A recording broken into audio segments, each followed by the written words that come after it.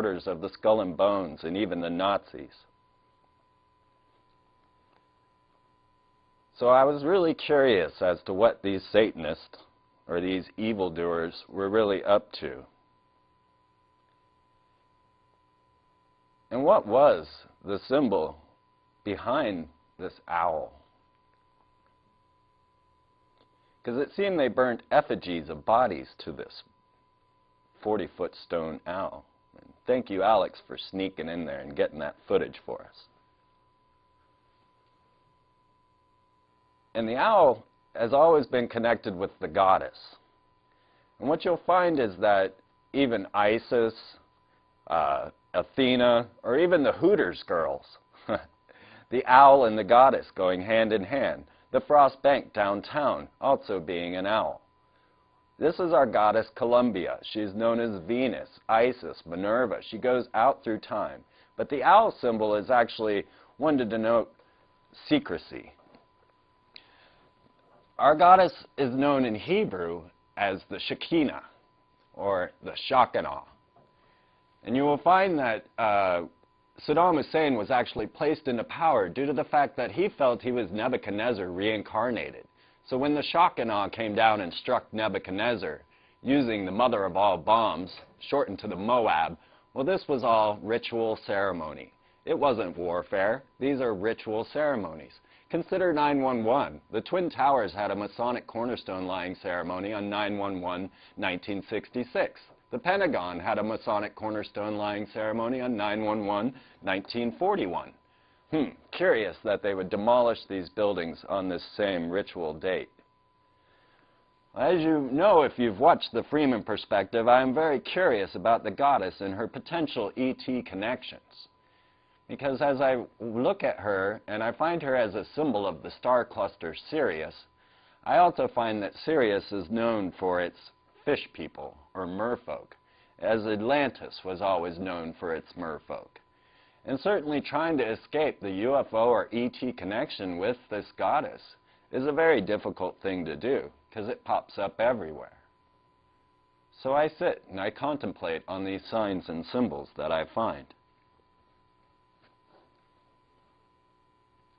Could it be that our leaders are connected with fish people from Sirius? Well, that's what the signs and symbols seem to show. This goddess is known as Venus, and Venus is known as Lucifer, so we could properly state that they are Luciferians. And one of her main symbols just happens to be the pentagram.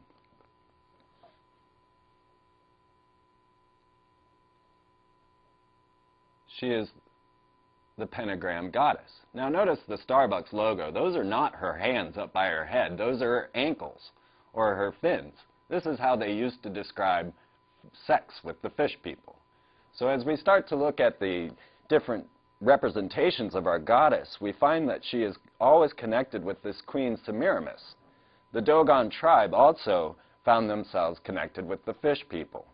They were announced by Robert K. Temple as he discovered their connections and understanding their ancient mysteries with the merfolk. So don't worry about fading me in.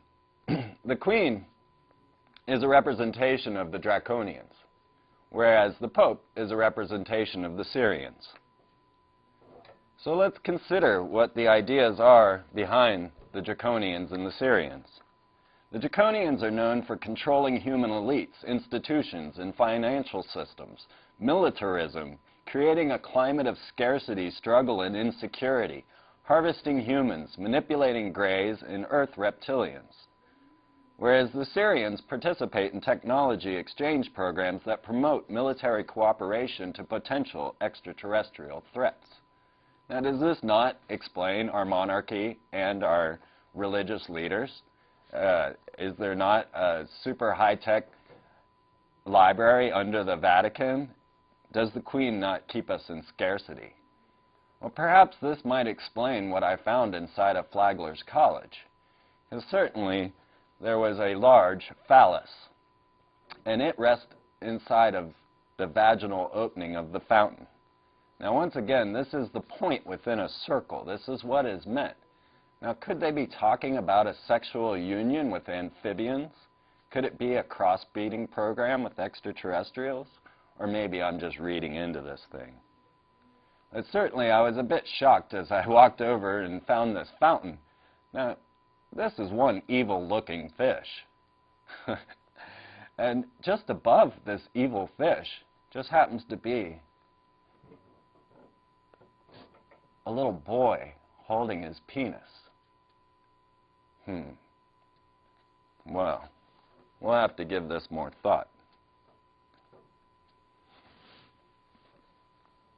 So the caduceus is often considered DNA, as symbol of DNA. So what would we have to say about this fish monster caduceus? I don't know, but I went looking for merfolk and I sure found them. I had no idea any of this stuff was here. Now, the Freemasons say that all the ancient astronomers saw the great symbols of masonry in the stars. Sirius still glitters as the blazing star, and that is this pentagram. And if you realize that the Egyptian hieroglyph for Sirius is an obelisk, a dome, and a pentagram, then we have very large hieroglyphs to Sirius in our capitals. And once you realize that in the Masonic cornerstones, they are not dated to the Gregorian calendar, but to the Anno Lucius calendar.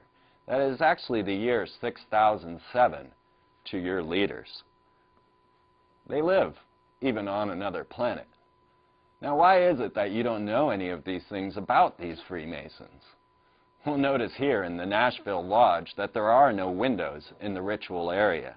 They don't want you to know what's going on. And these are your leaders doing sacred rites in secret. Now, the Masonic Bible states that in the galaxy of notables in early American history, one finds these distinguished Masons: General George Washington, Benjamin Franklin, Paul Revere, Alexander Hamilton, Patrick Henry. It is authentically reported that all but 2 of the generals in the Revolutionary War were Masons. And that's on both sides of the war line, because the British were all Masons as well. As the history of this nation continued and advanced along the lines of freedom and brotherhood, many of the leaders in national affairs, including the presidents, were illustrious Freemasons. Over 200 years, the destiny of this country has been determined largely by men who were members of the Freemasonic fraternity. Now look at this list of presidents. Over half of our presidents have belonged to the Masonic order, whereas 34 out of the 42 are all descendant of the godman Charlemagne. We've never gotten rid of the royalty. We still live in a monarchy. It's just cloaked in the ideas that you believe are democracy.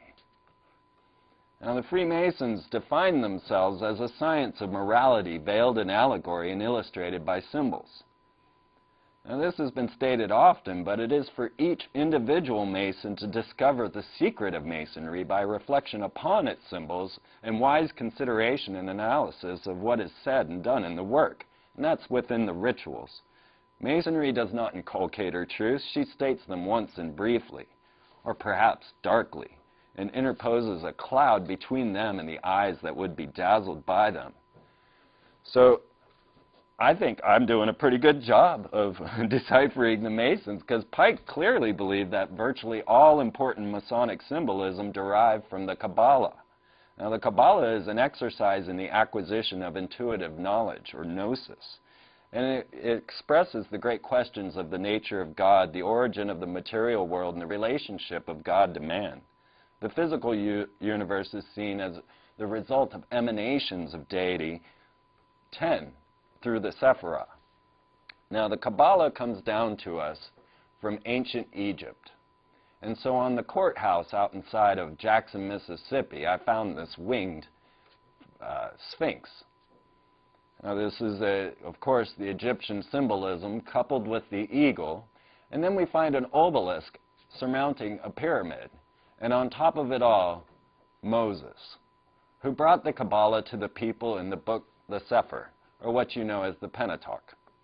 Now, Madame Blavatsky of the Theosophical Society says that the art of divine magic consists in the ability to perceive the essence of things in the light of nature, and by using the soul powers of the spirit to produce material things from the unseen universe.